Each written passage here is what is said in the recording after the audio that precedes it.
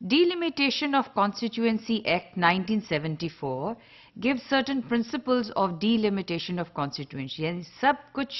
کچھ اس میں اصول ہیں اس قانون میں بتائے گئے ہیں جس کی بنیاد پر کانسٹیٹوئنسیز کی حلقہ بندی کی جاتی ہے. یہ اس میں ایک چیز ایڈ یہاں پہ میں کرتی ہوں، وہ یہ ہے کہ پاپولیشن سینسس 1998 میں ہوا. 2013 میں گورنمنٹ نے پرپوز کیا کہ پاپولیشن سینسس ہوگا، لیکن ریسنٹلی گورنمنٹ نے اس کو پوسٹ پون کر دیا ہے پاپولیشن سینسس کو. اور اس کی پوسٹ پونمنٹ کی وجہ دو تین ہیں. ایک یہ کہ پولیٹیکل پارٹیز کی کچھ اس پہ اتفاق رائے نہیں ہے.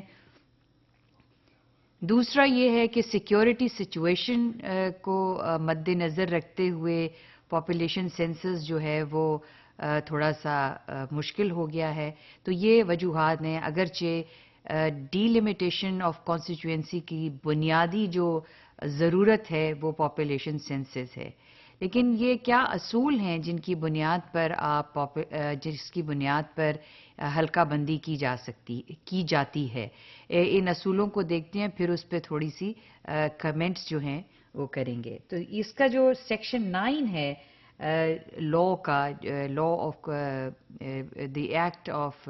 ڈیلیمیٹیشن ایکٹ آف کانسٹیٹوئنسی 1974، اس کے مطابق تمام کانسٹیٹوئنسی جو جنرل سیٹس ہیں اسمبلی کی، پروونشل اور نیشنل اسمبلی کی، جتنا بھی ممکن ہو حد الوسع جس چیز کو سامنے یا مد نظر رکھنا ہے کہ پاپولیشن کو جغرافیکلی اس طرح سے ڈسٹریبیوٹ کریں کہ آپ اس چیز کو نگاہ میں رکھیں کہ ایریاز جو آلریڈی ہیں وہ کمپیکٹ ایریاز ہیں اور ایگزسٹنگ باؤنڈریز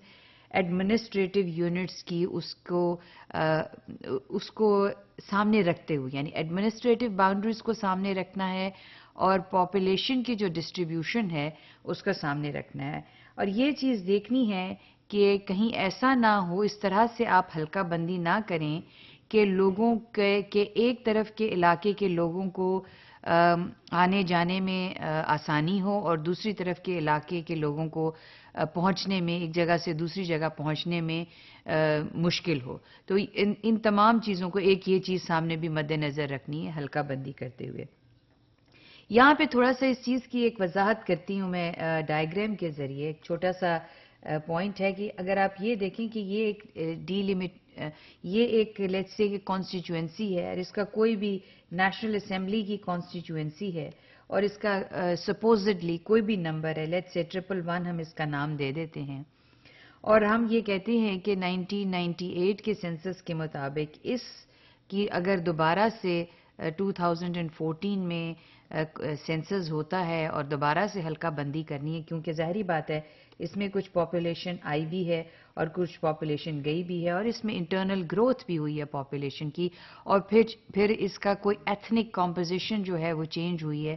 تو اس کو بھی سامنے رکھتے ہوئے کہ کسی جگہ زیادہ کوئی ایک ایتھنک گروپ زیادہ ہو گیا یا کم ہو گیا ہے، تو یہ ساری چیزیں سامنے رکھتے ہوئے کہ پاپولیشن کتنی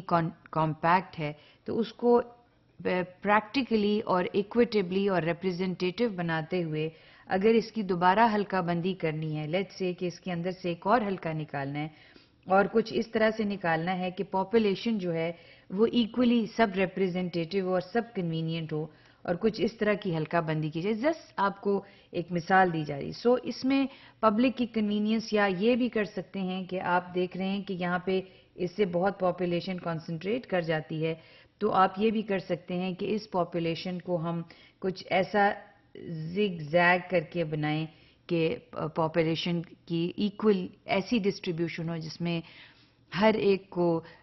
ریپرزینٹیٹیو پاپولیشن ہو. یہ نہ ہو کہ ایک ایتھنک گروپ ایک طرف ہو جائے اور دوسرا دوسری طرف ہو جائے. پلورلٹی کو سامنے رکھتے ہوئے اس کو اس طرح سے حلقہ بندی کرنی ہے. دوسرا جو اس کا پرنسپل ہے، اس کے علاوہ جو قانونی طور پہ جس بات کو بتایا جاتا ہے کہ یہ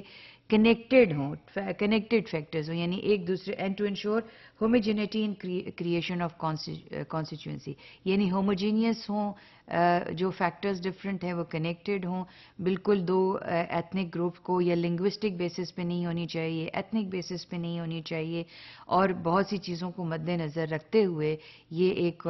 ڈی لمیٹیشن ایکٹ جو ہے یہ کچھ اصول واضح کرتا ہے جس کی بنیاد پر حلقہ بندی کانسٹیچوئنسی کی جاتی ہے اور جس پہ کسی کو فائدہ نہ ہو اور کسی کو نقصان نہ ہو۔